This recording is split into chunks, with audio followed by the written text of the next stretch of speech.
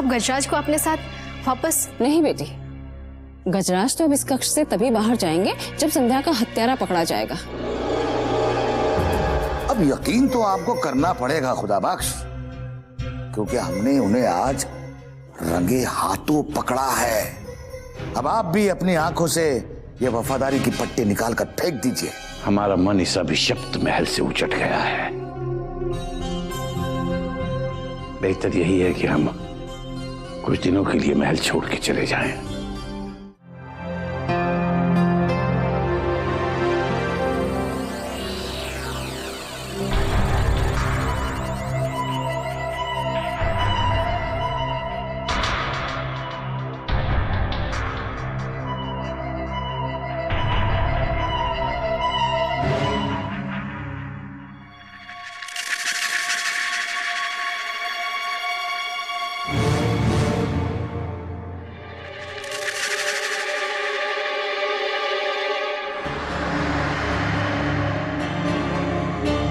गजराज,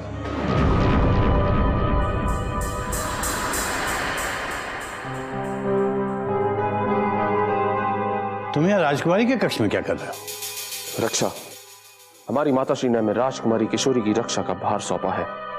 किंतु तुम्हें राजकुमारी की रक्षा के लिए कष्ट उठाने की जरूरत नहीं है, तुम जा सकते हो। परंतु ये हमारी माताश्री का आदेश है, और आप तो जानते हैं कि हमारी माता का आदेश हमारे लिए भगवान के आदेश के बराबर होता है। तो जाकर अपनी माता की रक्षा करो ना, यहाँ क्या कर रहे हो? सोच लीजिए पंडित जी, माताश्री का आदेश ठुकराना संकटों को आमंत्रण देने के समान है। और अगर तुम अभी और इसी वक्त यहाँ से नहीं गए तो तुम्हारे लिए अनेक अनेक संकट खड़े हो जाएंगे। जाओ। अब ये तो हमारी माताश्री ही निर्धारित करेगी कि संकटों से आप घिरते हैं या हम। प्रणाम।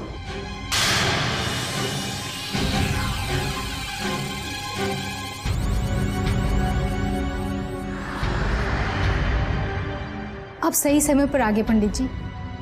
गजराज की उपस्थिति में हमारा दम घुटने लगा था, और हमारे मना करने के पश्चात भी शकुंतला देवी अपने पुत्र को हमारे कक्ष में छोड़ गए। जरूर इसमें शकुंतला देवी का कोई ना कोई स्वार्थ होगा, किंतु तुम चिंता मत करो बेटा। खुदा बख्श यहाँ तुम्हारी सुरक्षा के लिए मौजूद है, और संभलपुर जाते ही मैं जनरल सिंह को भी भेज दूंगा ताकि हमारी गैरहाजिरी में तुम पर कोई संकट ना आए। क्या आप संबलपुर जा रहे हैं?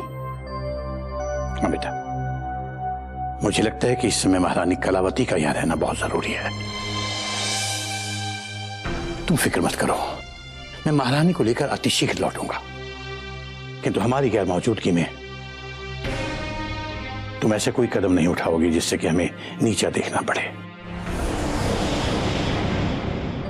राजकुमारी, जो भूल तुम पहले कर चुकी हो उसे दोबारा नहीं दोहराओगी, इस बात की मुझे आशा ही नहीं पूर्ण विश्वास है। वचन दो, मुझे वचन दो कि तुम ऐसा कुछ नहीं करोगी।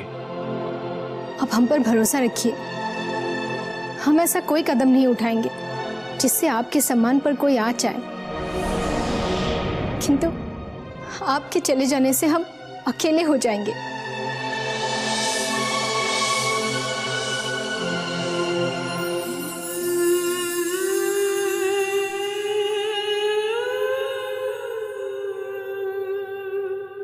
एक ही प्रार्थना है आपसे कि आप शीघ्र से शीघ्र वापस लौट आना।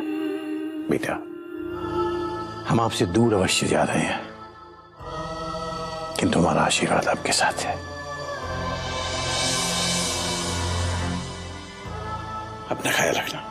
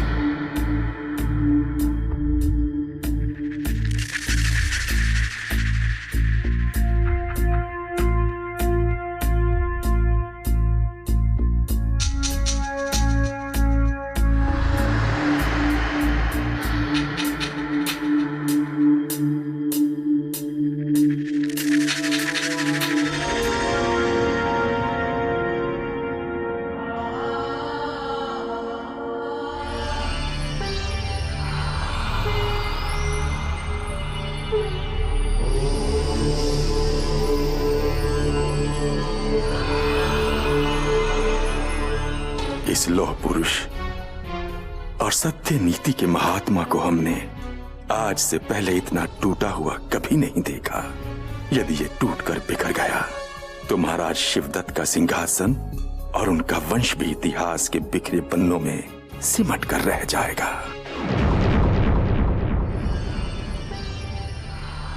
बम बम। बाबा, स्वागत है बाबा।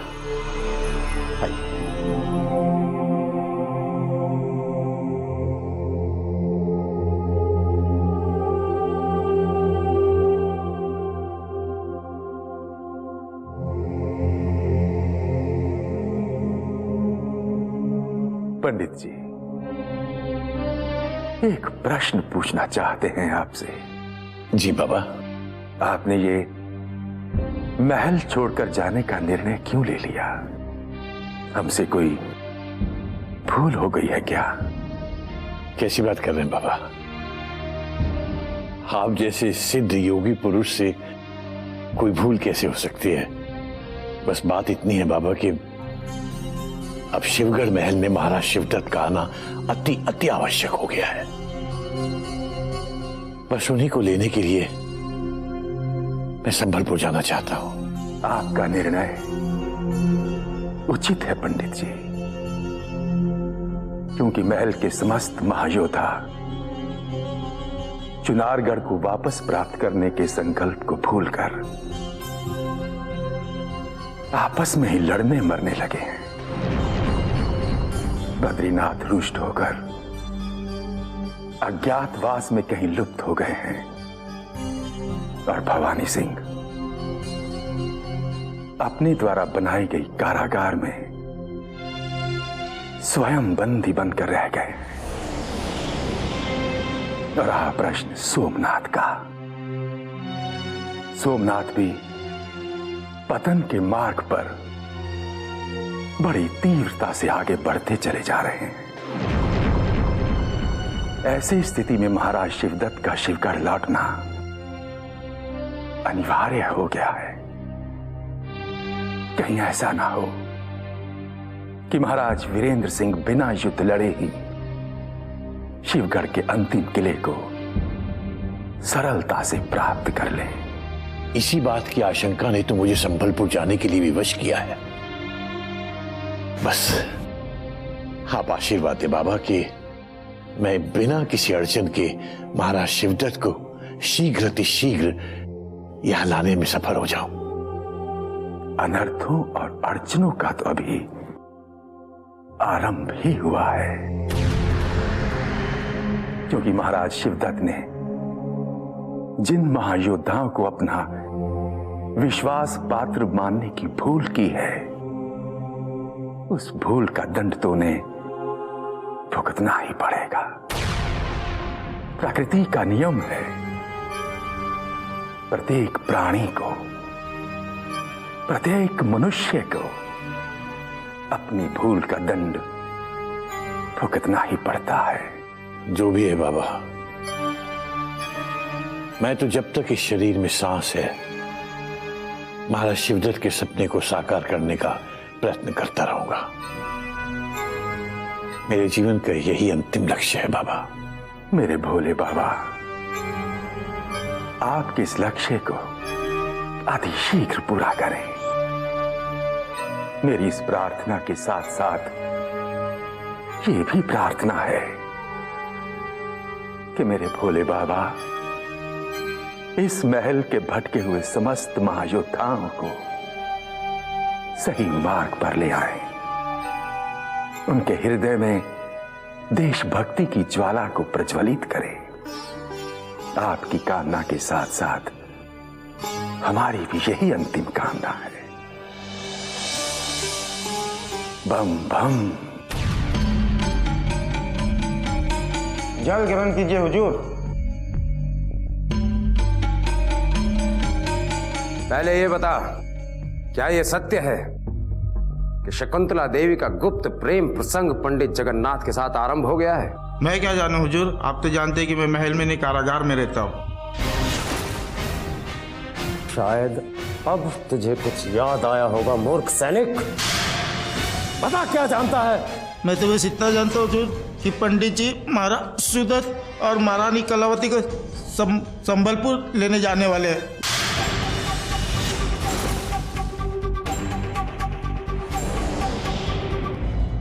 राजकुमारी पर अपनी नजर ऐसे बना के रखना जैसे कि अर्जुन की नजर मछली की आंख पर थी। महल में छुपे हुए सारे शत्रुओं से उनकी रक्षा करना तुम्हारा प्रथम कर्तव्य होगा, खासकर गजराज और उसकी दुष्ट माता शकुंतला। इन दोनों की तो छाया भी उस पर मत पड़ने देना। पंडित जी, पंडित जी, पंडित जी रुक जाइए। पंडित जी, क्या ये सत्य है कि आप ये महल छोड़कर संबलपुर जा रहे हैं? बोलिए ना पंडित जी। हमने जैसे ये बुरी सूचना सुनी, हम गजराज को लेकर दौड़े दौड़े चले आए। कह दीजिए ना कि ये असत्य है और आप ये महल छोड़कर कहीं नहीं जा रहे। शकुंतला देवी, बेहतर यही है कि आप हमारी नजरों से दूर हो जाएं।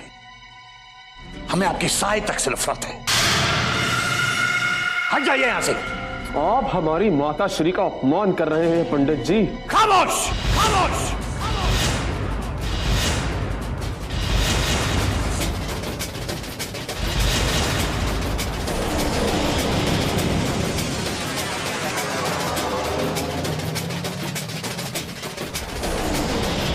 तुम्हारी ये माता श्री मां के पवित्र नाम पर सरेआम कलंक लगा रही है और तुम चुपचाप खड़े देख रहे हो। उन्हें ऐसे घृणित कार्य करने से रोकने की बजाय उन्हें और बढ़ावा दे रहे हो।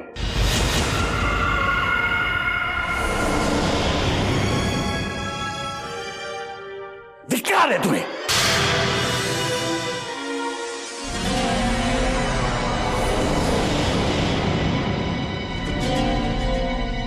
पंडित जी, आप शायद भूल रहे हैं कि महल में हमारी हैसियत क्या है।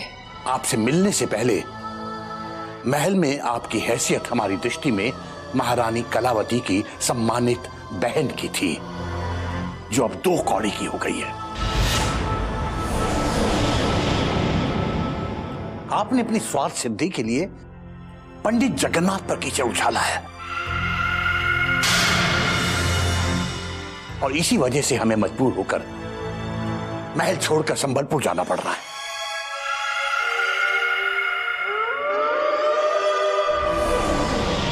आप तो नागिन से भी ज्यादा जहरीली हैं शकुंतला देवी।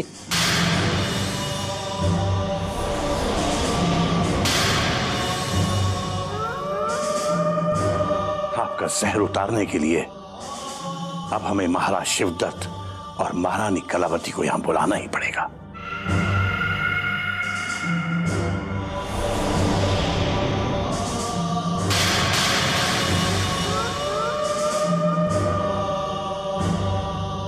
आओ खुदा बख्श।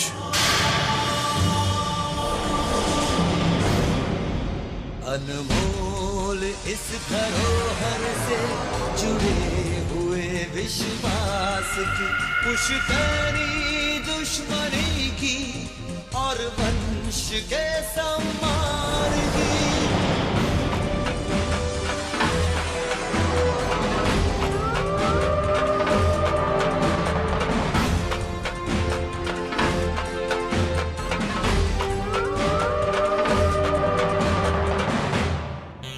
पंडित जगन्नाथ ने जो आज हमारा सबके सामने अपमान किया है, वो द्रौपदी के चीर हरण से भी ज्यादा भयानक है गजराज।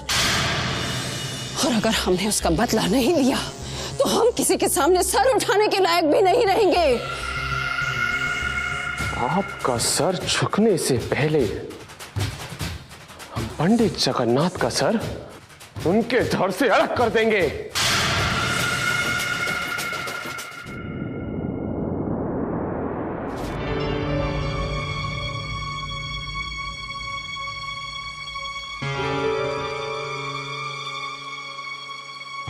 आपने हमें याद किया युवराज।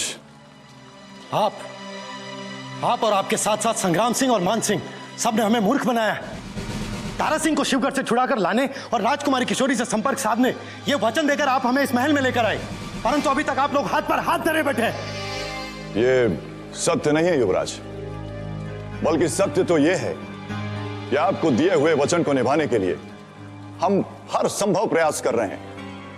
यहां तक कि हमने अपने अनेकों गुप्तचर शिवगढ़ भेज दिए हैं, जो वहां पर चप्पे चप्पे पर घात लगाए बैठे हैं। हमें इन सबसे कोई मतलब नहीं है कि आपने क्या व्यूह रचना रची है।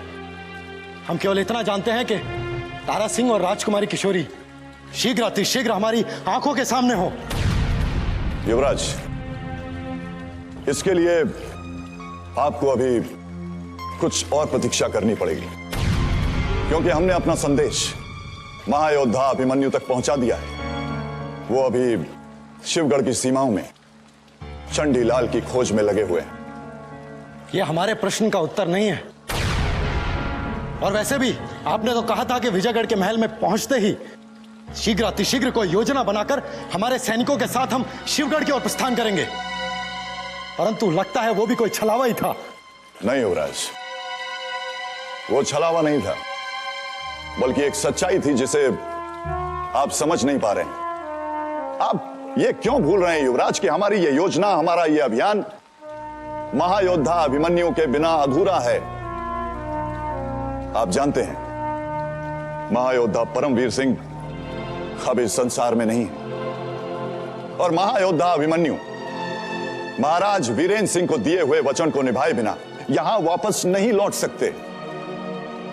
युवराज, आप विश्वास रखिए, बहुत जल्द महायोद्धा अभिमन्यु चंडीलाल का शीश काटकर यहां वापस विजयगढ़ लौटेंगे, और उनके लौटते ही आपको दिया हुआ वचन अवश्य पूर्ण हो जाएगा। अब हम और महायोद्धा अभिमन्यु के आने की प्रतीक्षा नहीं करेंगे, शीघ्र ही अपना कर्तव्य निभाने शिवगढ़ की ओर प्रस्थान करेंगे। फिर आप तो क्या, हमारे मार्ग में संग्राम सिंह जी और मान सिंह जी भी आए तो वो भी हमें नहीं रोक सकेंगे। क्या कह रहे हैं संग्राम सिंह जी? और ये कैसी योजना है आपकी? किसी सुंदर चतुर अय्यार युवती को युवराज इंद्रजीत सिंह की सेवका बनाने से भला हमें क्या लाभ हो सकता है? हमें बहुत लाभ हो सकता है मान सिंह जी। यदि हमारी चाल सफल हो जाए तो हमारे राजकुमार शिवगढ़ वापस जाने की अपनी जिद छोड़ सकते हैं, क्योंकि लोहा ही लोहे को काटता है। हम नहीं मानते कि किसी सुंदर युवती को देखकर हमारे युवराज पिघल जाएंगे और वो शिवगढ़ की राजकुमारी को भुला देंगे। ये सोचना आपकी भूल है। मान सिंह जी, हमने ये नहीं कहा कि कोई सुंदर युवती हमारे राजकुमार के मन से शिवगढ़ की राजकुमारी की यादें तुरंत भुला देगी, परंतु कम करने में अवश्य सफल हो सकती है। क्योंकि जब सुंदरता और चतुराई एक होकर मिल जाए तो विचार बदलने में समय नहीं लगता।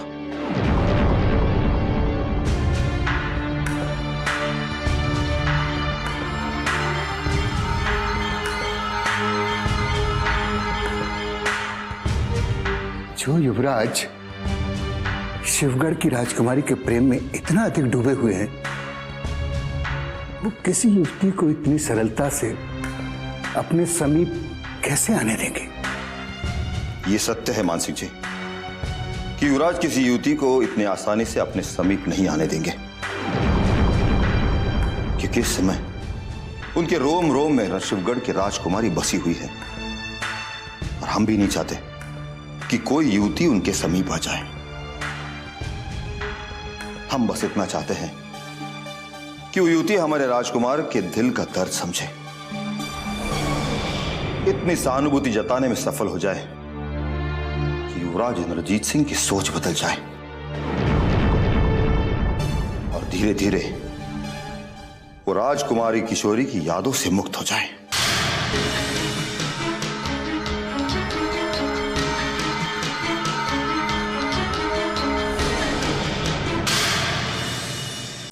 आपके जाने के पश्चात हम बिल्कुल अकेले हो गए हैं पंडित जी।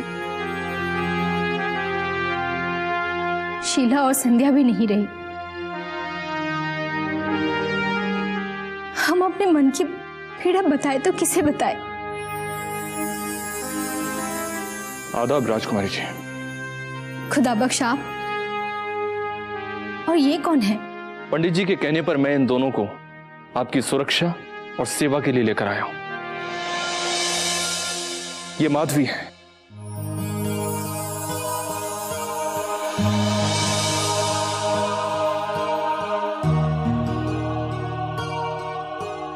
और ये सुनैना है।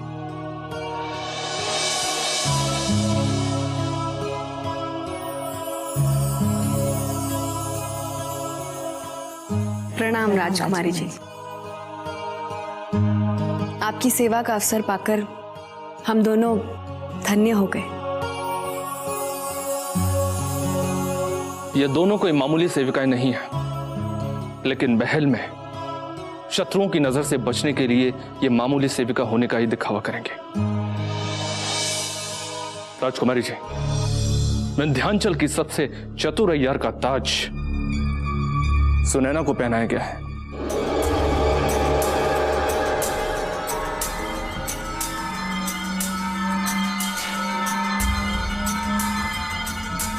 और माधवी को वफादारी और दिलेरी के नाम से भी जाना जाता है।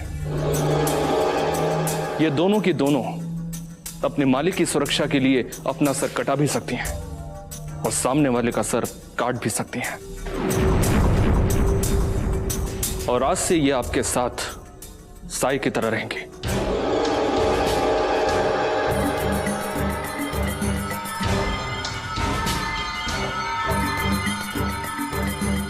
आपके हर हुक्म का पालन आंख मूंद कर करेंगे राजकुमारी जी। ये दोनों अवश्य हमें विजयगढ़ के द्वार तक पहुंचा सकती हैं।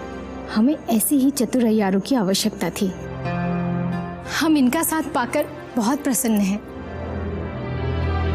अब आप जा सकते हैं। आवश्यकता पड़ने पर हम आपको तुरंत याद करेंगे। जो हुक्म राजकुमारी जी।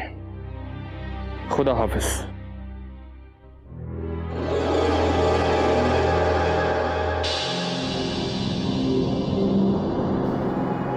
हम एक राजकुमारी होकर भी पिंजरे में बंद उस कोयल की तरह है,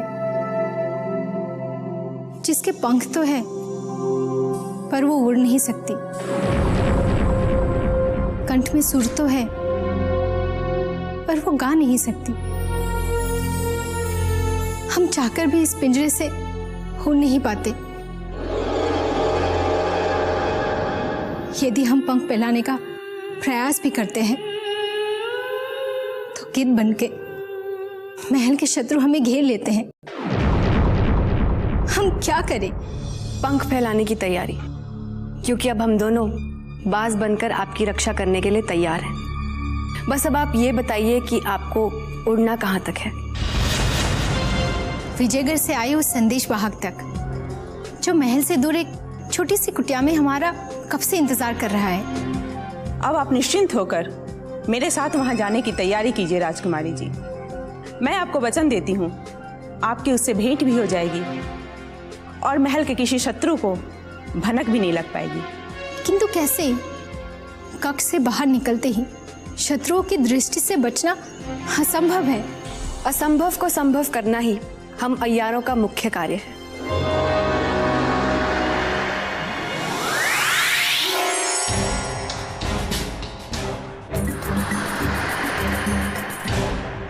अब मैं शत्रुओं को चकमा देती हूँ। अब आप माधवी को लेकर कुछ ही क्षणों के पश्चात महल से बाहर निकल जाइए।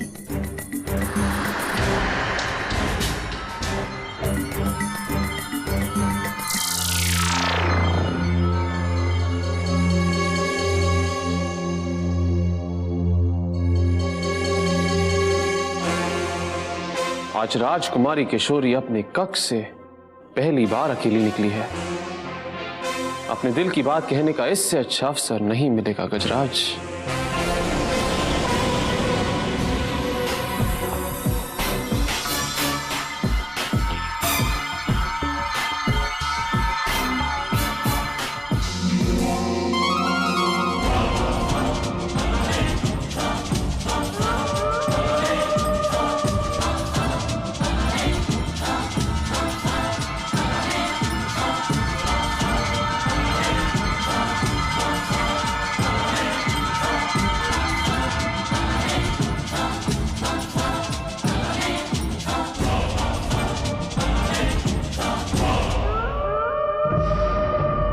ये क्या मेरे आका, ये गजराज शहजादी आलिया के पीछे पीछे कहाँ जा रहा है? कहीं ऐसा तो नहीं कि शीला और संध्या की रुखसत के बाद ये शहजादी आलिया का नया निगहबान बन गया? नहीं चंगेज, बात कुछ और ही है। आओ देखते हैं माजरा क्या है।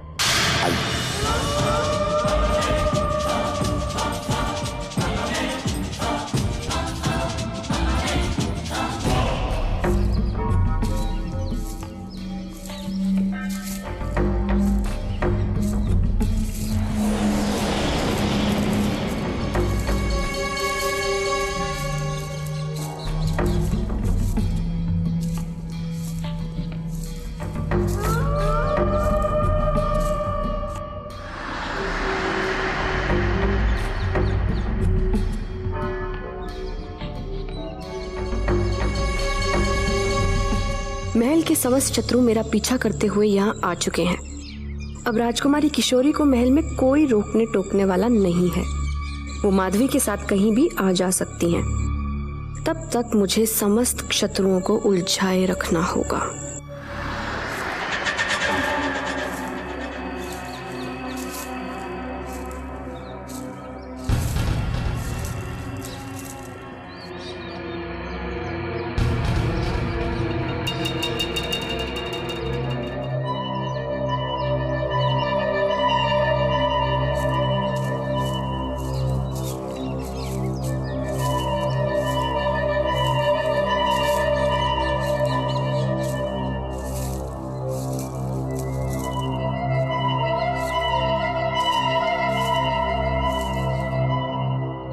प्रणाम राजकुमारी। आप पीछे क्यों खड़े हैं? हमारे पास आके बैठिए ना।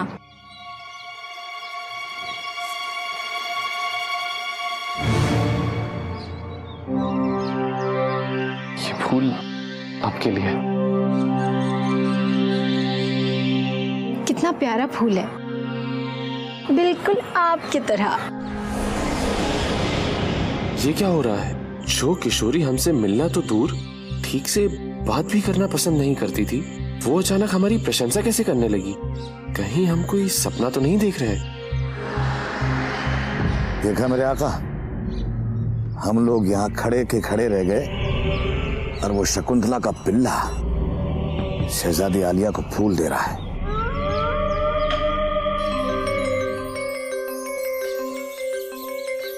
अरे आप अचानक कहाँ खो गए?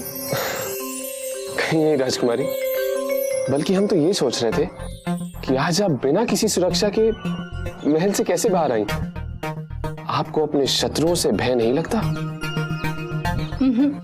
नहीं, भला आप जैसे महायोद्धा के साथ होते हुए हम पर कोई आग भी कैसे उठा सकता है? आपने हमें इस लायक समझा, इसके लिए हम आपकी जिंदगी भर आभारी रहेंगे।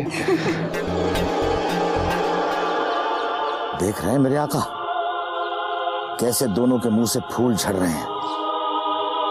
इससे पहले कि बहुत देर हो जाए, कहीं ऐसा ना हो कि उस शकुंतला के पिल्ले के दांत हड्डी पर पड़े हैं। इससे पहले हमें उसे लकड़ी मारकर भगा देना होगा।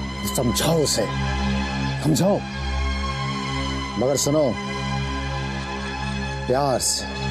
जो हुक्म मेरे आका। लेकिन आप मेरा इशारा पाते ही शहजादी आलिया के पास चले आना।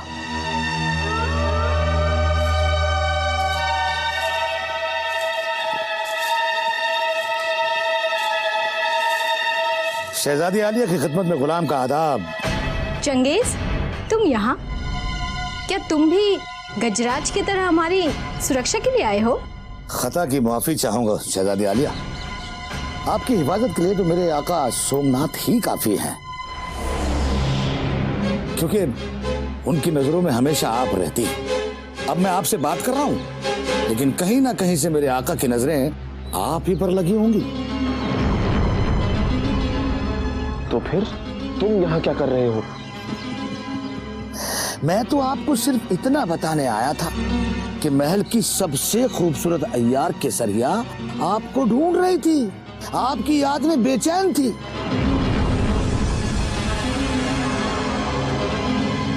उसने अपनी आंखों का कजरा रो रो के बहा दिया है, जो आपकी मोहब्बत में लगाया था, जो कजरा उसने आपकी मोहब्बत में अपनी आंखों में लगाया था। कौन केसरिया? आज तक हमने शिवगढ़ के महल में राजकुमारी किशोरी को छोड़ के किसी और युवती का मुख ही नहीं देखा। उफ, अच्छा, तो फिर वो कौन थी शाही मेहमान खाने में आपके साथ, जिसके साथ अकेले में आप नैन मटक्का कर रहे थे? अगर अब आप कहें तो मैं सबूत भी पेश कर सकता हूं।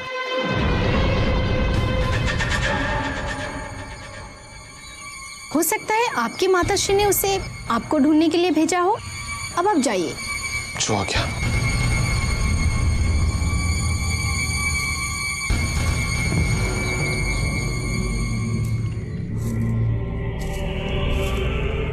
एक बात कहनी थी शहजादी आलिया आपसे, अगर आप चाहें।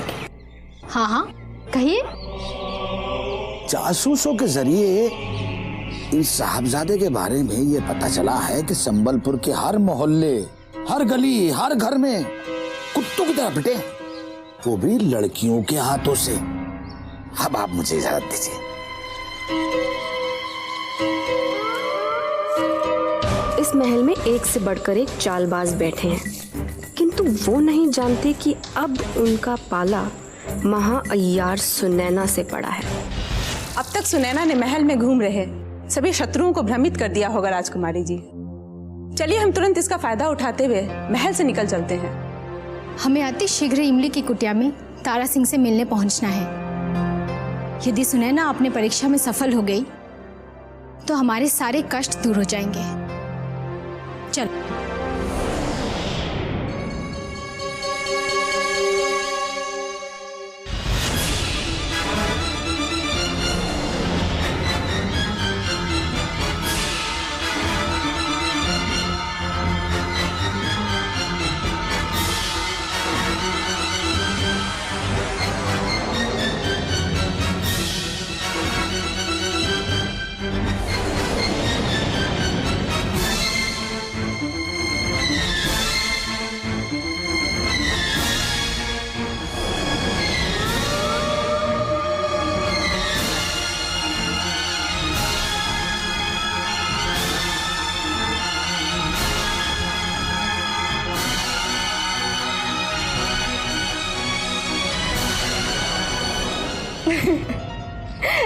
हम तो ये सोच के हंस रहे हैं कि आज अचानक एक के पश्चात एक महायोद्धा हमारे पास आ रहे हैं। सच, महल के इस बगीचे में हमें कितना सुख मिल रहा है। बस इसी बात का दुख है कि हम इतने दिनों तक हमारे कक्ष में बैठे बैठे क्यों घुट रहे थे। सोमनाथ जी। हाँ जी जी राजकुमारी जी, इन हवाओं में, ऐसे बगीचे में यदि आप सुबह शाम इसी तरह टहलती रहेंगी तो आपका ये सुंदर चेहरा हमेशा इसी तरह खिला खिला रहेगा। परंतु आप अकेले मत यहाँ आइएगा, हमें अपने साथ में अवश्य लाइएगा, क्योंकि शत्रुओं की पूरी दृष्टि आप पर कभी भी पड़ सकती है। अब आपके रहते हमें किसी का भय हो सकता है सोमनाथ जी।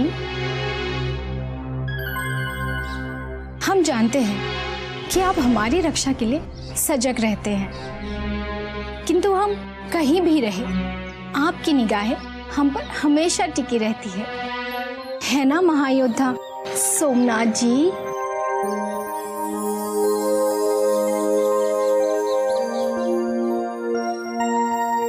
ये कैसा चमत्कार है सोमनाथ, जो कभी हमें फूटी आंख भी देखना पसंद नहीं करती थी, उसकी आंखों में अचानक आज ये कैसा प्रेम टपक रहा है?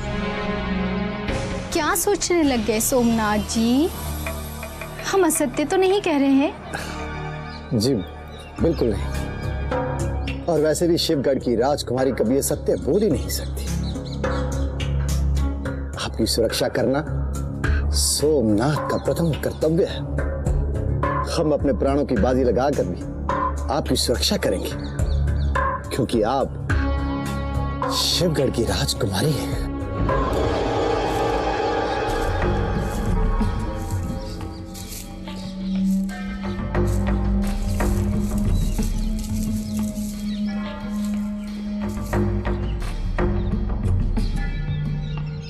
राजकुमारी जी, यही है इमली की कुटिया। मैं अभी उसे बुलाती हूँ। इमली, ओ इमली।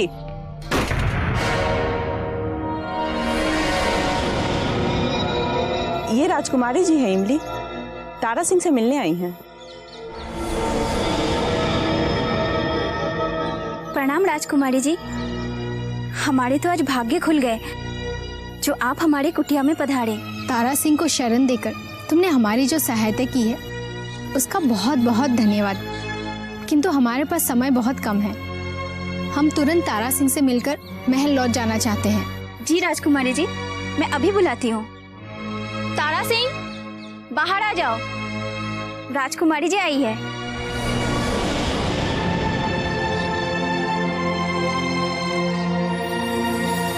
प्रणाम राजकुमारी जी। तुम्हें स्वस्थ और सुरक्षित देखकर हम बहुत प्रसन्न हैं। ईश्वर ने हमारी सुन ली और तुम्हारे प्राण बच गए। भवानी सिंह के हाथों घायल होने के पश्चात यदि ये इमली हमें सहारा ना देती तो आज हम जीवित ना होते। हम आप ही की प्रतीक्षा में अभी तक यहाँ रुके हुए थे। अब बस आपका संदेश लेकर हम तुरंत विजयगढ़ वापस लौट जाना चाहते। अब तुम कुछ समय यही विश्राम करना और विजयगढ़ जाने का विचार त्याग दो, क्योंकि समय अनुकूल होते ही हम भी तुम्हारे साथ निकल जाएंगे। परंतु राजकुमारी जी, इतनी सरलता से अब आपका विजयगढ़ जाना संभव नहीं है। युवराज इंद्रजीत सिंह को पाने के लिए हम असंभव को भी संभव बना देंगे। तुम हमारी प्रतीक्षा करना। जी राजकुमारी जी। चलो माधवी। राजकुमारी जी की समस्त मनोकामनाएं पूरी हो जाए, ईश्वर से मेरी बस यही प्रार्थना है। राजकुमारी किशोरी का यह संघर्ष अवश्य रंग लाएगा इमली। राजकुमारी किशोरी और युवराज इंद्रजीत के मिलन को अब कोई शत्रु नहीं रोक सकता। अब इस महल में रहना व्यर्थ है। हमें किसी भी तरह महल से निकलकर शिवगढ़ के लिए प्रस्थान करना होगा।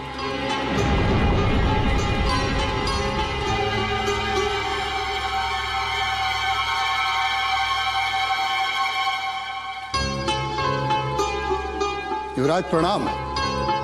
प्रणाम मान सिंह जी। हम आपको अपनी भतीजी से मिलाना चाहते हैं। परंतु कहाँ है वो? अंदर आ जाओ बेटी।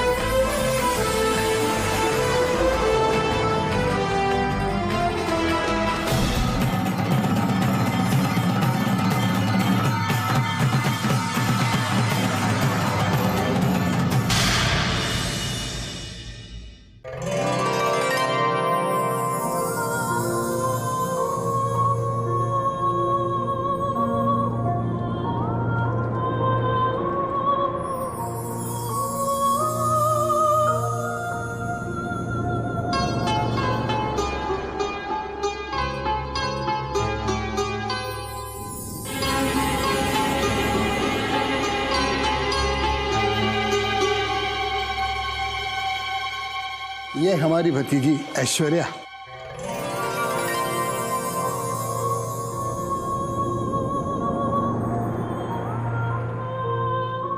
प्रणाम युवराज। प्रणाम।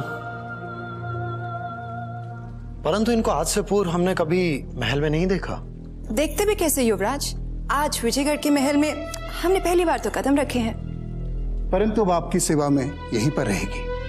हमारी सेवा में? हाँ युवराज, भैरवी और महानंदा अवकाश पर अपने घर गई हुई हैं। उनके लौट कर आने तक ऐश्वर्या आपका ध्यान रखेगी। हम अपना ध्यान रखने में स्वयं सक्षम हैं। इसके लिए इन्हें कष्ट देने की कोई आवश्यकता नहीं। ऐसा कैसे हो सकता है युवराज?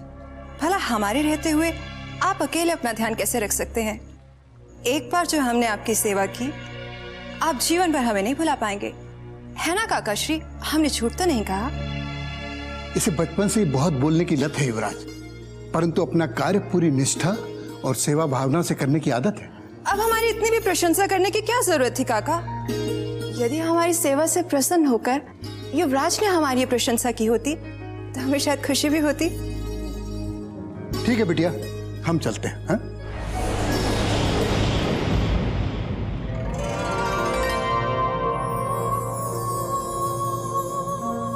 कहिए ना युवराज, आपकी प्रशंसा पाने के लिए हमें क्या करना होगा? इस कक्ष से बाहर जाना होगा। ठीक है।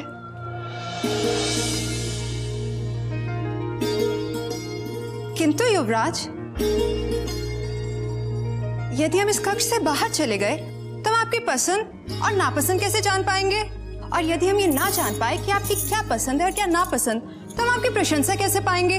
और अभी भी काका ने कहा ना, हम अपना कार्य निष्ठा और सेवा भाव के साथ करते हैं। तो बताइए ना युवराज, आपको क्या पसंद है और क्या नापसंद? क्या हम आपको पसंद आए?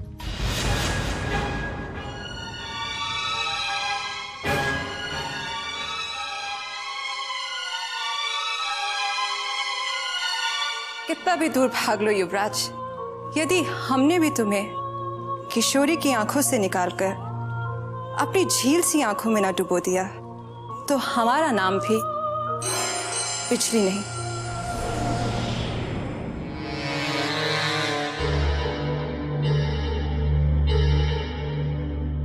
बिजली को युवराज की सेवा में लगाने का कार्य सफलता से पूर्ण हो गया है संग्राम सिंह जी। मान सिंह जी, ये बहुत खुशी का समाचार है।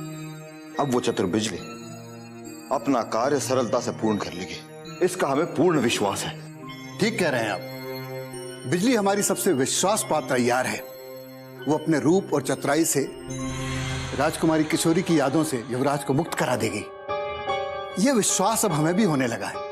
यदि हमारी ये चाल सफल हो गई तो हम किसी को मुंह दिखाने के लायक नहीं रहेंगे मान सिंह जी, क्योंकि यदि युवराज इंद्रजीत सिंह को सच में बिजली से प्रेम हो गया तो क्या होगा? बिजली को अपनी भतीजी बनाकर युवराज इंद्रजीत सिंह की सेवा में लगाने से पहले आपने यह नहीं सोचा कि यदि युवराज इंद्रजीत सिंह सच में बिजली से प्रेम कर बैठे और उससे विवाह का निर्णय ले लिया तो महाराज और महारानी को हम क्या जवाब देंगे? यह नहीं हो सकता तेज सिंह कि हमारे युवराज इंद्रजीत सिंह इतनी शीघ्रता से किसी के प्रेम में पड़ सकते हैं। हमने तो बिजली को केवल उनके विचार बदलने के कार्य से उनकी सेवा में लगाया है, ना कि विवाह के इरादे से। नहीं संग्राम सिंह, इस उम्र में किसी हम उम्र युवती के साथ रहने से प्रेम की आग भड़कते देर नहीं लगती, और इस बात का उदाहरण भी हमें मिल चुका है।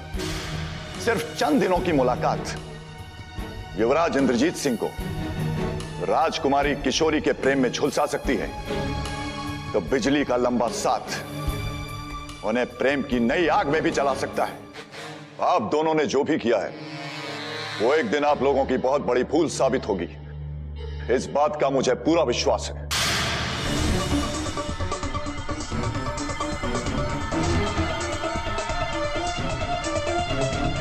वाह वाह वाह वाह वाह वाह वाह, क्या बात है, क्या बात है, क्या बात है। पंडित जगन्नाथ के महल से जाते ही पूरे महल में कितनी शांति छा गई है। ना कोई रोकने वाला, ना कोई टोकने वाला।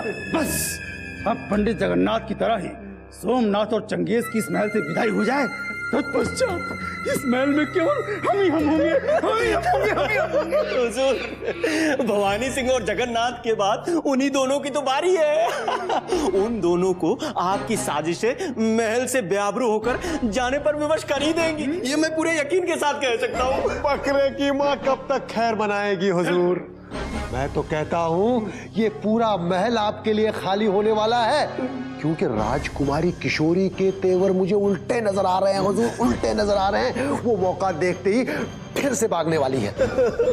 बच गए शकुंतला देवी और गजराज। किशोरी के जाने के बाद वो दोनों भी यहाँ से भागी जाएंगे। जैसे किशोरी यहाँ से भागेगी वैसे ही वो दोनों उल्टे पांव संबलपुर जाके कहीं दुबक जाएंगे। कुछ भी हो अहमद नाजिम, यदि राजकुमारी किशोरी हमारे रहते यहाँ से भागने में सफल हो गई तो हम किसी को मुंह दिखाने के लायक नहीं रहेंगे। वैसे हमें ऐसा लगता नहीं कि राजकुमारी की दोनों नई दासियां उसे इतनी सरलता से भागने देंगी, क्योंकि खुदा बख्श ने उन दोनों को उस पर कड़ी दृष्टि रखने के लिए ही तो रखा है। हुजूर, सुनैना और माधवी कोई मामूली दासियां नहीं हैं। वो दोनों शिवगढ़ के गुप्त अय्यार हैं। और उन्हें खुदा बख्श ने नहीं, बल्कि पंडित जगन्नाथ ने स्वयं राजकुमारी किशोरी की रक्षा के लिए बुलवाया है। वाह केसरिया वाह, जो भेद पूरे शिवगढ़ में कोई नहीं जान सका, उसका पता तुमने यूं लगा लिया। शाबाश शाबाश, हम तुम्हारी बुद्धिमत्ता से बहुत प्रसन्न हैं, परंतु इन दोनों की मूर्खता पर हमें बहुत क्रोध आ रहा है। हुजूर, ये समय क्रोध करने का नहीं है, बल्कि ये पता लगाने का है कि राजकुमारी किशोरी कहीं सुनैना और माधवी दोनों अय्यारों के साथ मिलकर कोई नई योजना तो नहीं बना रही हैं। पूर्णिमा की रात को शिवगढ़ के इस महल को सदा सदा के लिए तिलांजलि देकर हम विजयगढ़ के लिए निकल जाएंगे। यही हमारी अंतिम योजना है। योजना को पूरा करने के लिए हम दोनों अपने प्राणों की बाजी लगा देंगे राजकुमारी जी। अब आप ये बताइए कि करना क्या है।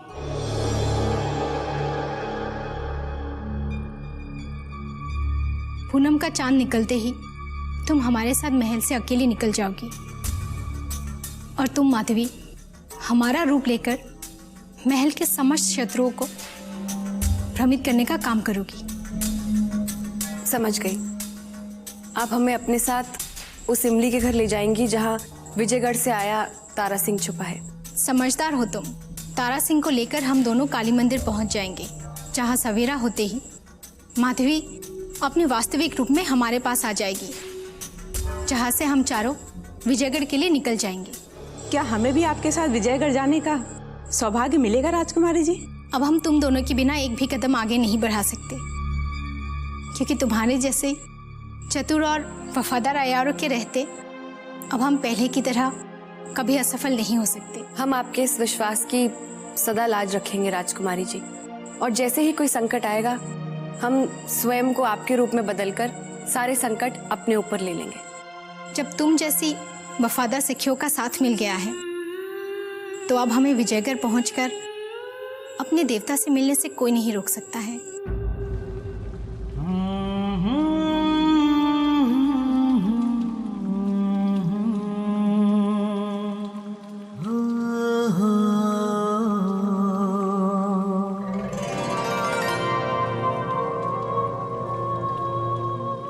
युवराज, आपसे एक प्रश्न पूछे? कहो, परंतु एक ही कहना, क्योंकि जब तुम बोलती हो तो बोलती ही चली जाती हो।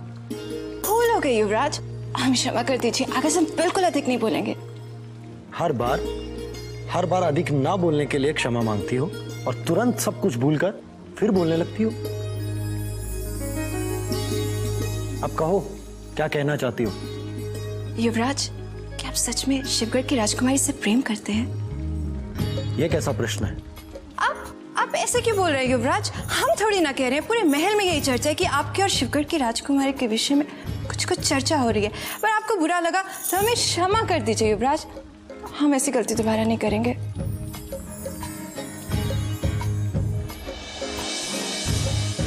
सुनो,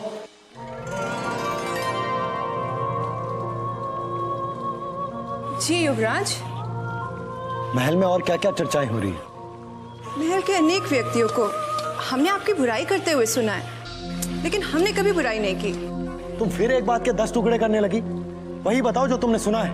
वही तो बता रहे हैं। सब कह रहे हैं कि आपने शत्रु की पुत्री से प्रेम करके अपने माता पिता को दुख दिया है, समस्त राज्यों में अशांति फैला दी है। आपने शिवगढ़ की राजकुमारी से प्रेम करके अपनों को दुख दिया है, अपनों को चिंता दी है। परायों के लिए आप अपनों को भुला बैठे। असत्य कह रहे हैं सबके सब। हमने कभी अपने माता पिता को दुख नहीं पहुंचाया और ना ही कोई अशांति फैलाने की कोशिश की। हम तो केवल उस देवी की पूजा करने लगे हैं जो हमारे शत्रु की पुत्री अवश्य है, परंतु हमें अपना मानकर उसने हमारे प्राण बचाए। भला किसी के प्राण बचाने वाला किसी का शत्रु कैसे हो सकता है? हमारी तो ये समझ में ही नहीं आया युवराज। पता नहीं कैसे कैसे चर्चा करते हैं आपके बारे में, महल के दुष्ट चुगलखोर।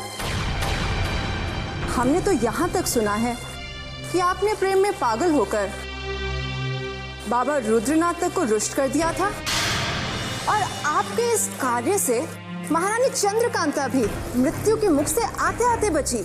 इस महल में आप सबके सब हमारे शत्रु बन चुके हैं। हमारी मनोस्थिति को जाने बिना, हमारे मन की दशा को समझे बिना सबके सब ऐसी चिंताजनक और घृणित बातें करने लगे हैं। जाओ जाओ और जाकर कह दो सबसे कि ये हमारी दीवानगी नहीं, ये हमारा उस देवी के लिए प्रेम है जिसने हमें नया जीवन दान दिया है, जिसने हमारे मन में प्यार की कभी न बुझने वाली ज्योति जलाई है। जाओ और जाकर कह दो उन सब प्यार के शत्रुओं से कि चुनारगढ़ के राजकुमार और शिवगढ़ की राजकुमारी की प्रेम कहानी सोनी महवाल, लैला मजनू और श्री फरहाद की तरह अमर है। चली जाओ यहां से, अकेला छोड़ दो हमें।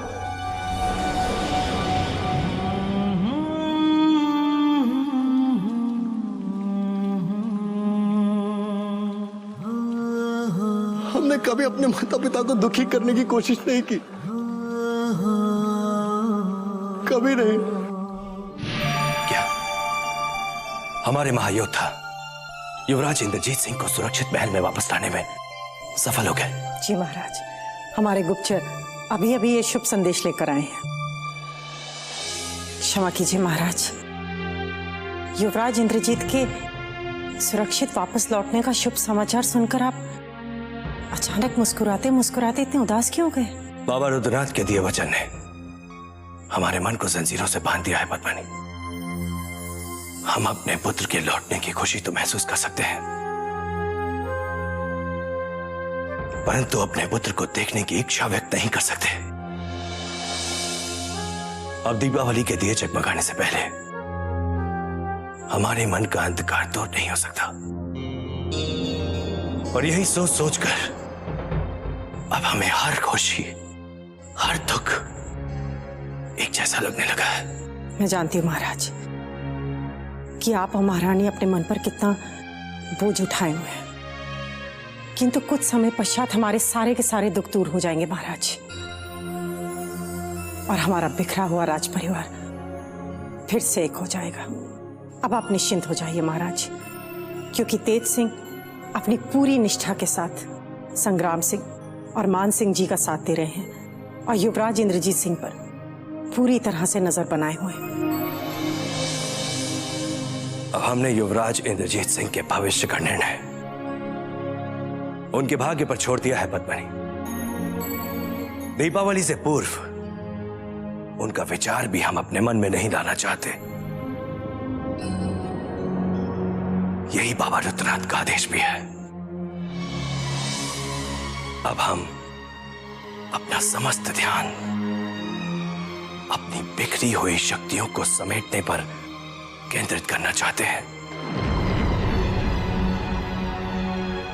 और अपने समस्त महायोद्धाओं की अनुपस्थिति को देखते हुए नौकर से चुन्नीलाल को चुनारगढ़ के महल में वापस बुलाना चाहते हैं।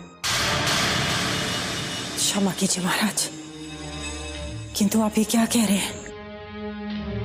क्या आप उस चुन्नीलाल को अचानक माफ कर देंगे जिसने कभी बगावत के लिए अपना सर उठाया था?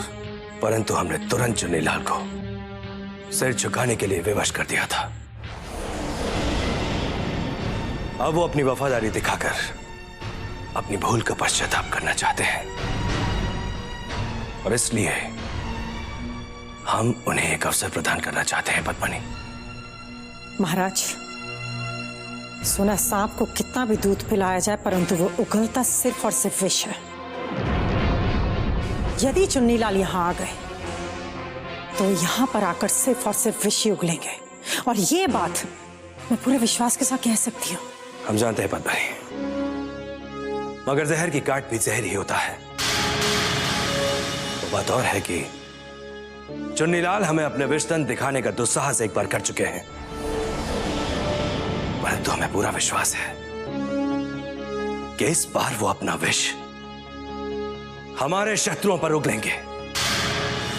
तुरंत नौकर संदेश भेजकर चुन्नीलाल को चुनारगढ़ के महल में बुलाया जाए, ये हमारा आदेश है।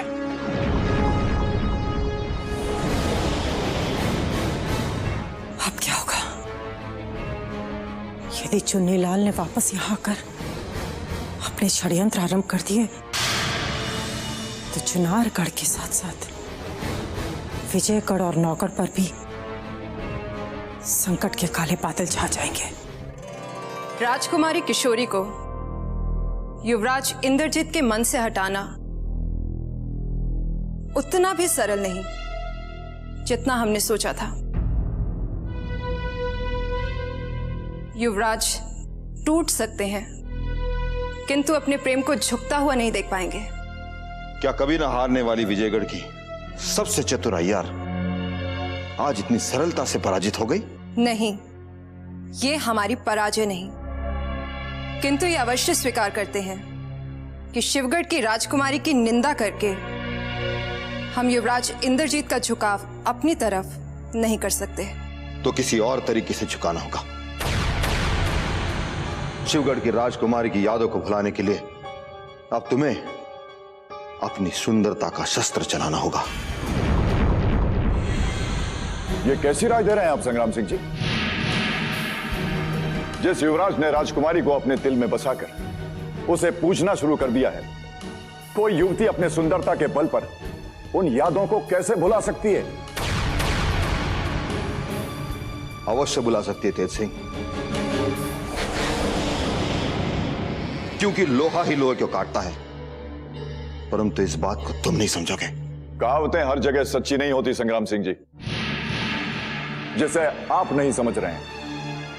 अब अगर युवराज इंद्रजीत सिंह के दिल से राजकुमारी किशोरी की यादें अगर कोई भुला सकता है तो वो सिर्फ राजकुमारी किशोरी ही भुला सकती है और कोई भी नहीं। ये क्या कह रहे हैं आप?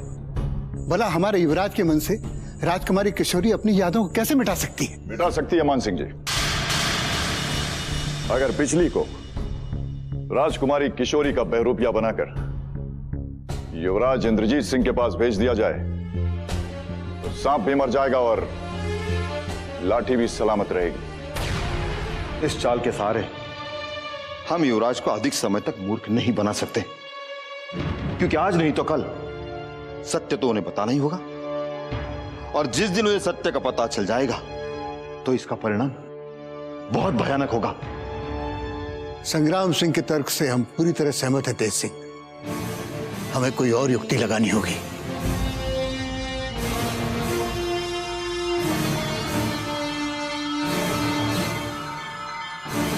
युक्ति चाहे जो भी लगा लीजिए, परंतु बिजली को मेनका बनाकर युवराज इंद्रजीत सिंह की प्रेम तपस्या भंग करने की ये जो आप दोनों ने योजना बनाई है वो कभी सफल नहीं होगी, कभी नहीं।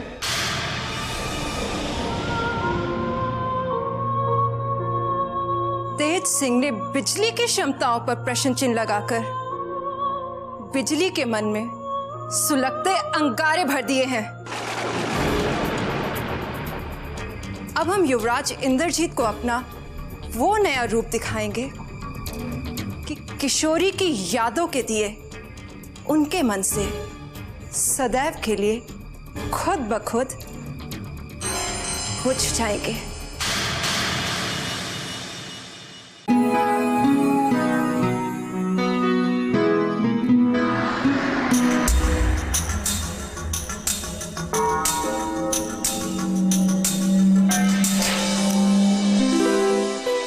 आदाब राजकुमारी जी। उम्मीद है कि सुनैना और माधवी का साथ पाकर आपका अकेलापन काफी हद तक दूर हो गया होगा। अब आपकी खिदमत में कोई कमी तो नहीं? हम इन दोनों के कार्य से बहुत खुश और संतुष्ट है खुदाबख्श। पंडित जी ने इन दोनों का चुनाव करके हमारे बहुत सी कठिनाइयां दूर कर दी है।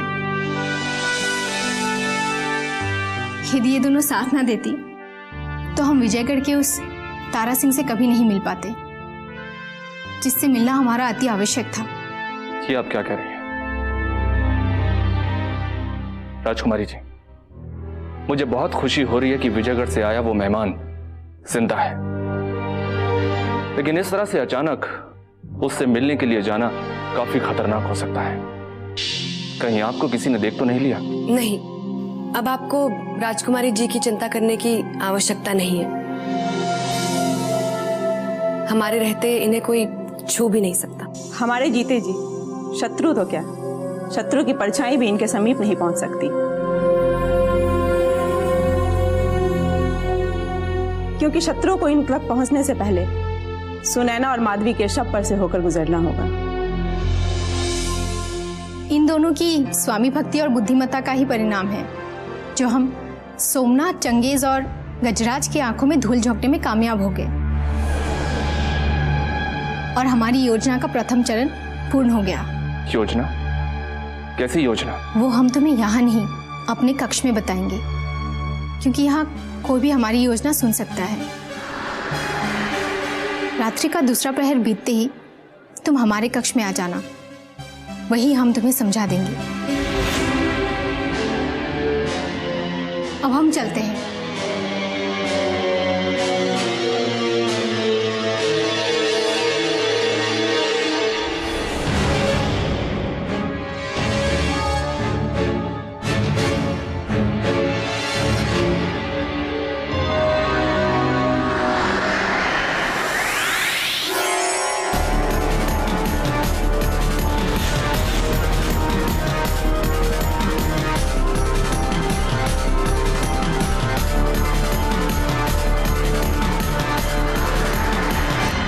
पता नहीं खुदा बख्श के रूप में क्रूर सिंह की ये शातिर अयार ने राजकुमारी से क्या क्या बातें की हैं, परंतु आज इतना अवश्य पता चल गया कि अब राजकुमारी किशोरी की पल पल की जानकारी धूर्त क्रूर सिंह रखने लगा है।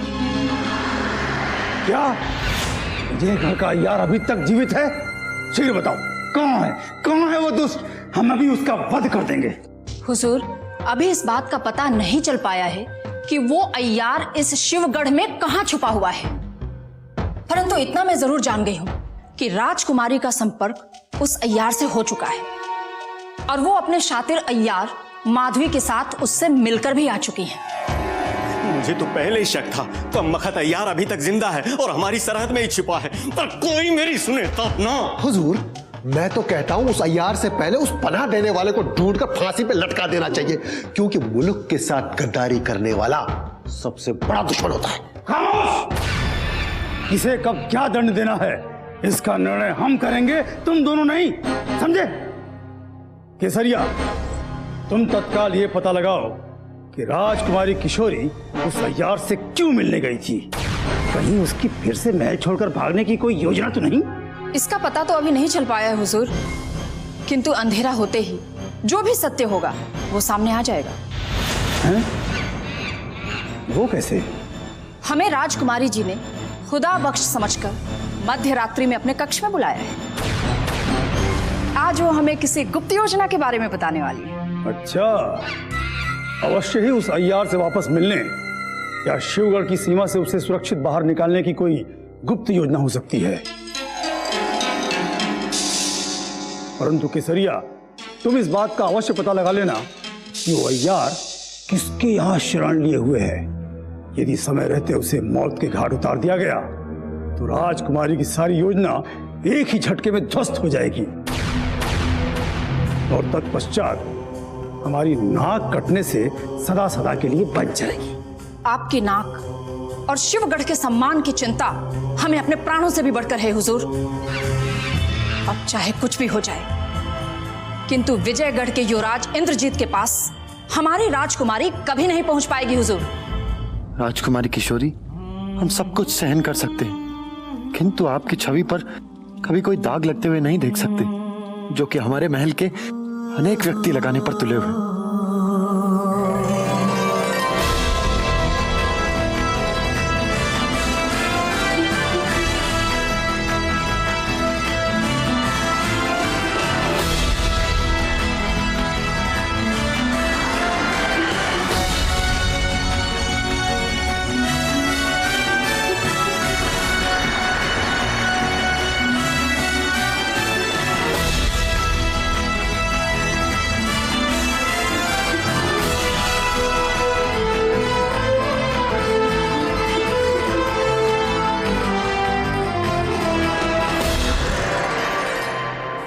युवराज? तुम अचानक यहाँ? हम तो अभी अभी आपके लिए मंदिर से पूजा करके लौटे हैं।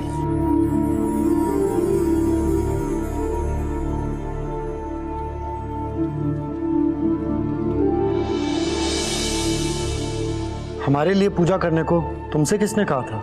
किसी ने भी नहीं।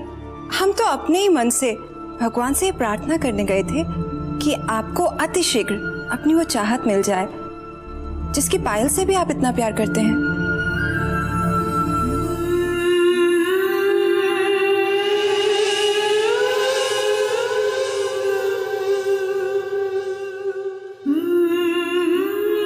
इस महल में पहली बार किसी ने ऐसी बात कही है जिससे हमारे सूने मन में एक उमंग सी जाग उठी, आशा की एक ज्योति झिलमिलाने लगी। हम तो ईश्वर से यही प्रार्थना करते हैं युवराज कि आपके मन में प्रेम की ज्योति सदा जगमगाती रहे और आपके सभी सपने पूरे हो जाएं। परंतु इस महल में तो सभी हमारे प्रेम के विरुद्ध हैं। यहाँ तक कि हमारे छोटे भाई आनंद वो भी नहीं चाहते कि हमारा प्रेम सफल हो। और तुम अपरिचित होते हुए भी क्यों हमारे प्रेम के लिए प्रार्थना कर रही हो? चंद दिनों में तुमने ऐसा क्या देख लिया हम में कि तुम हमारे लिए इतनी सहानुभूति करने लगी? युवराज जी, कोई कहने की बात थोड़ी ना है, ये तो महसूस करने की बात है। और हमने तो आपके मन में, आपकी आंखों में बसी शिवगढ़ की राजकुमारी की तस्वीर भी देख ली है और उसे तो वहां से कोई मिटा ही नहीं सकता। युवराज, हमें तो लगता है विरह की जिस अग्नि में आप झुलस रहे हैं ना, शिवगढ़ की राजकुमारी भी उसी विरह की अग्नि में होगी।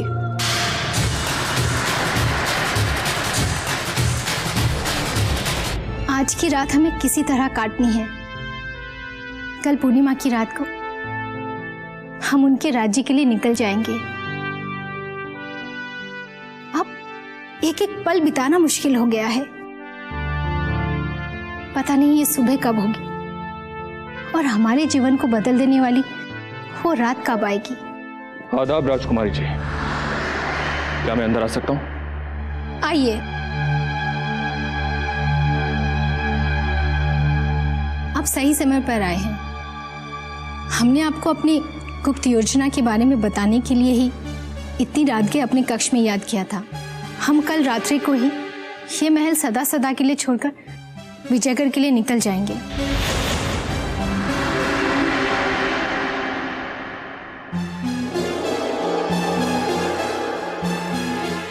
ये आप क्या कह रही हैं राजकुमारी किशोरी?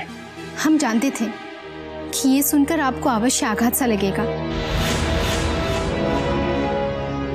किंतु इसके अलावा हमारे पास भी कोई और चारा नहीं है। अब हम युवराज के बिना एक पल भी नहीं रह सकते। मगर आपके जाने के पश्चात मैं पंडित जी को क्या जवाब दूंगा? इसका जवाब तो हमारे पास भी नहीं है। हम जानते हैं कि हमारे चले जाने से उन्हें बहुत दुख होगा, इसीलिए हमने उनके और माताश्री के नाम एक एक संदेश लिख दिया है, जिन्हें पढ़ने के पश्चात उन्हें हमारी व्यवस्था का अवश्य आभास होगा।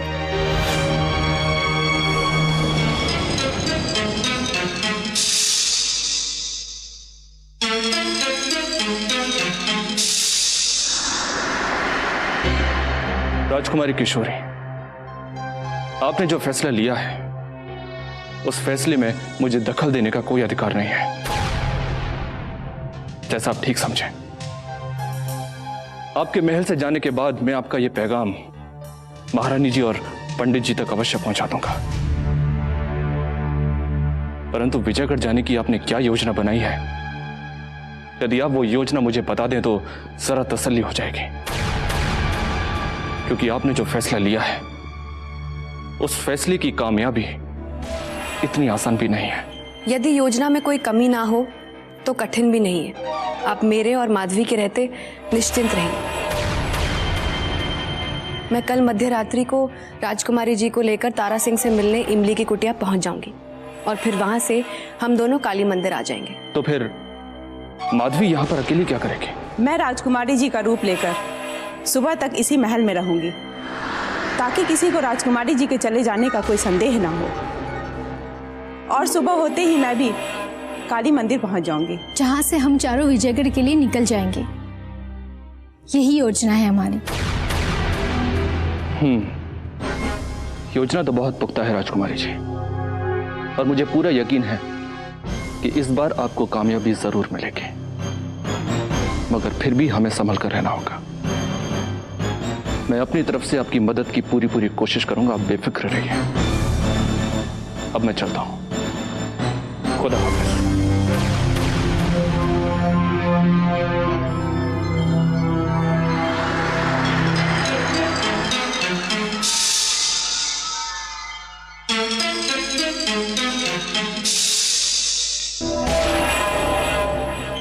बिल्कुल ठीक समय पर राजकुमारी किशोरी की योजना का पता चल गया।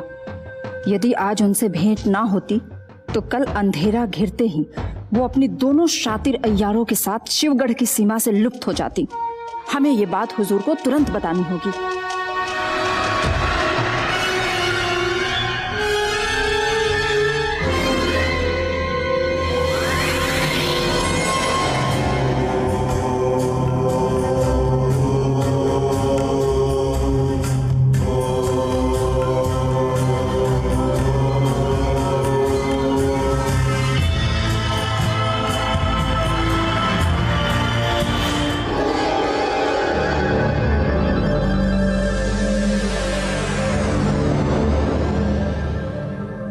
केसरिया इतनी रात को राजकुमारी किशोरी के कक्ष के समीप से इस तरह कहां चली जा रही है?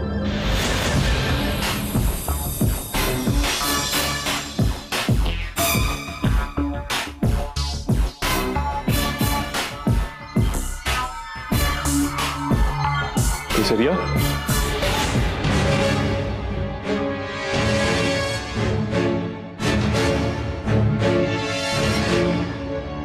तुम हो कहां केसरिया? अतिथि कक्ष में मिलने के पश्चात तो तुम आज तक हमसे नहीं मिली। हमारे पास समय नहीं था गज्जू, हम चलते हैं, कल सवेरे बात करते हैं। परंतु आधी रात के इस समय तुम जा कहां रही हो केसरिया? और ये तुम्हारे हाथ में किसका संदेश पत्र है जो तुम हमसे छुपा रही हो? हम इसका उत्तर देना आवश्यक नहीं समझते, और आपको भी कोई अधिकार नहीं है ये प्रश्न पूछने का। हम सिर्फ अपने हुजूर के लिए काम करते हैं, किसी और के लिए नहीं। समझे गज्जू?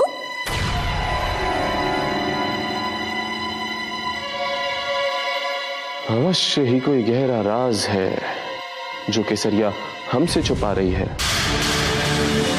इतनी रात को ये संदेश पत्र लेके अवश्य ही क्रूर सिंह के पास ही जा रही हो।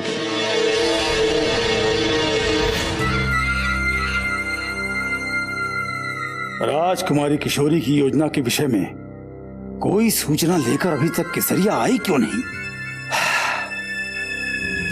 यदि यह शीघ्र पता चल जाता कि विजयगढ़ का अय्यार कहां छुपा हुआ है, तो राजकुमारी किशोरी की किसी भी योजना को हम तत्काल ध्वस्त कर देते।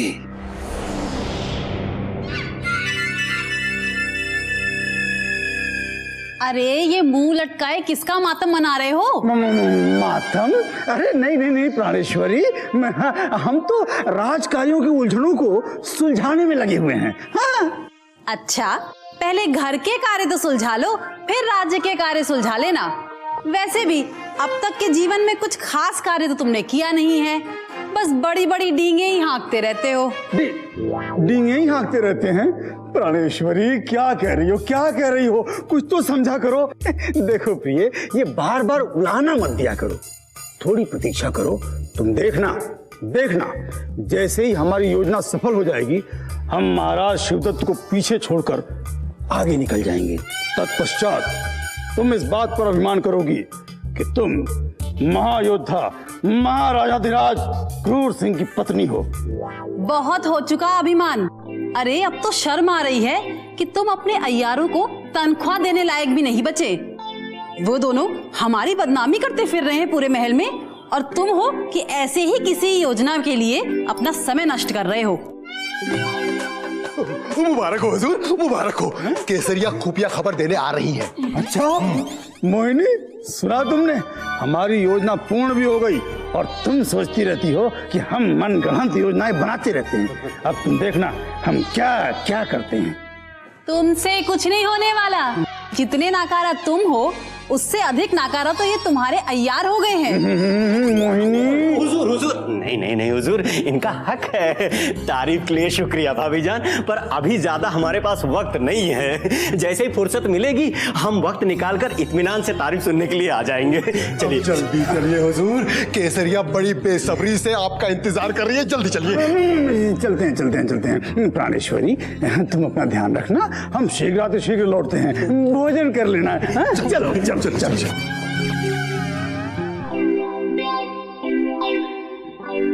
हे भगवान, पता नहीं मेरे पिताश्री ने इस महामूर्ख के पल्ले ही मुझे क्यों बांध दिया।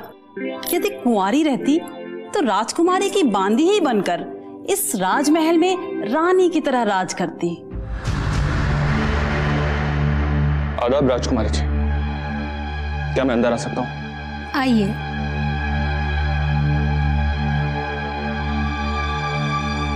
हम आप ही को बुलाने माधवी को भेजने वाले थे। अच्छा वो आप खुद ही आ गए। जी फरमाइए। हमने माताश्री के नाम जो आपको संदेश दिया था उसे आप तुरंत नष्ट कर दीजिए, क्योंकि हम नहीं चाहते कि हमारा संदेश पढ़ने के पश्चात माताश्री को कोई दुख पहुंचे। कैसा संदेश पत्र? राजकुमारी जी, आपने हमें कब और कौन सा संदेश पत्र दिया था?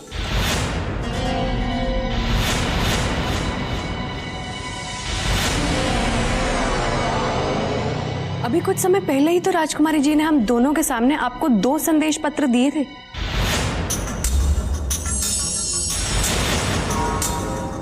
दो संदेश पत्र? हाँ, 2 संदेश पत्र, एक महारानी जी के नाम और दूसरा पंडित जगन्नाथ जी के नाम। परंतु आश्चर्य है कि आप इतनी जल्दी कैसे भूल गए।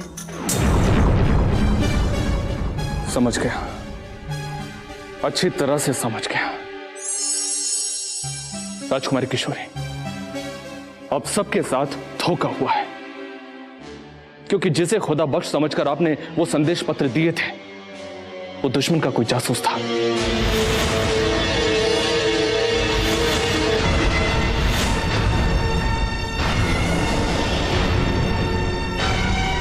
और तुम दोनों उस वक्त क्या कर रहे थे? बहुत अफसोस हो रहा है हमें कि इतनी शातिर जासूस होने के बावजूद तुम उस जासूस के असली चेहरे को पहचान नहीं पाए। हमें माफ कर दीजिए, दुर्भाग्य से आज पहली बार हमारी नजरें धोखा खा गई। अब क्या होगा? हमने स्वयं ही शत्रु तक अपनी सारी योजना पहुंचा दी। पता लगाना होगा कि वो कौन था जो आपका रूप लेकर हमें छलने आया था।